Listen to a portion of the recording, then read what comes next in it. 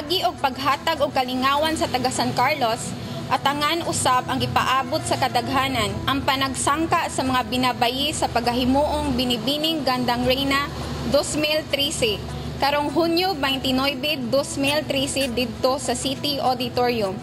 Kinsa gyud kaha ang makaronahan bilang Binibining Gandang Reyna. 17 ka mga binabayi ang official candidates para sa Binibining Gandang Reyna 2013. Ug kini sila ang mga kandidata nga managsangka sa ilang mga talento nga gihuptan. Ang mga kandidata mao sila si Ashley Olgasan, Mariah Guzman, Marbet Acuña, Brenda Palmero, JL Libong Fasil, Troy Palmares, Angel May Rubin, G.I. Miranda, Kim Barbie, Florecia Francesco, Plibi Nalzaro, Valerie Claro Garcia, Ezra Agraviador, Colleen Lopez, Shine Fantilaran, Joan Cañete o Jamila Batayola.